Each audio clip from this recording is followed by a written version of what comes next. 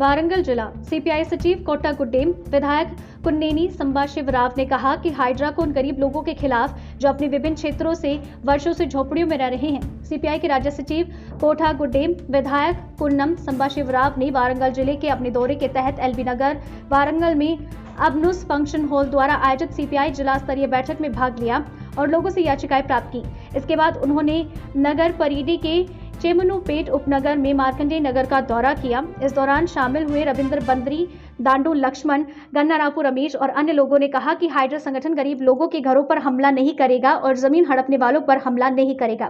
तेलंगाना वरंगल नवभारत समाचार से कैमरामैन महेंद्र के साथ अकरम की रिपोर्ट। రేవంత్ రెడ్డి గారు అసెంబ్లీలో మాట్లాడుతూ పేదవాళ్ళ గుడిసెలకి మేము ఖచ్చితంగా వాళ్ళకి పక్కా చేస్తామని చెప్పి అసెంబ్లీలో చెప్పారు. ఆయన ఆ విశ్వాసం మాకుంది. ఎందువల్లంటే సరే అక్కడ మిస్ఫైర్ అయింది హైడ్రా. అసలు ఆ లక్ష్యం తప్పి అది ఇంకోవైపు వెళ్ళింది.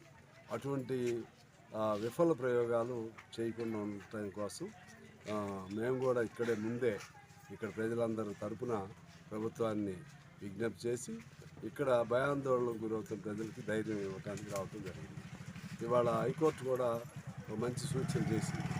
దానికి ప్రతిదానికి కూడా చట్టం ఉంటుంది, చట్ట పరిధి ఉంటుంది, సమయం ఉంటుంది. అవన్నీ కాకుండా ఎట్లా పడితే అట్లా చేయటం అనేది అది కరెక్ట్ కాదు.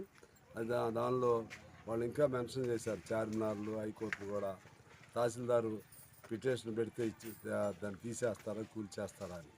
అంటే ఆ సీరియస్నెస్ అందరికి వచ్చేసింది.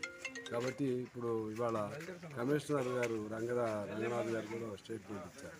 హైడ్రా అనేది ఒక సర్టన్ పరిధి వరకే, లిమిట్స్ వరకే ఉంటుంది తప్పితే ఈవెన్ మూసీకి కూడా దానికి సంబంధం లేదే. అలాగే ఇతర జిల్లాలకి అసలు సంబంధం లేదు. అందువలన అందరూ ధైర్యంగా ఉండాల్సిన అవసరం ఉంది. అలా ఒకవేళ అట్లా వస్తే వేలు కాదు లక్షల ఇళ్ళు పేదాళ్ళు వేసుకుని ఉన్నాయి. అవి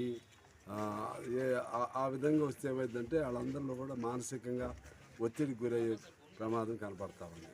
దీంతోపాటు మేము ఏమంటున్నామంటే ఇవాళ హైడ్రా సంబంధించింది కూడా ఒక స్ట్రాటజిక్గా అంటే అక్కడ మొత్తం పేదవాళ్ళు అందరూ ఎంతమంది ఉన్నారు, అలాగే మధ్యతరగతి వర్గీయులు డబ్బులిచ్చి కొనుగోలు చేసిన వాళ్ళు ఎంతమంది ఉన్నారు, అదేవిధంగా పెద్దవాళ్ళు ఎంతమంది ఉన్నారు, పెద్దవాళ్ళు ఆక్రమణ చేసిన వాళ్ళు.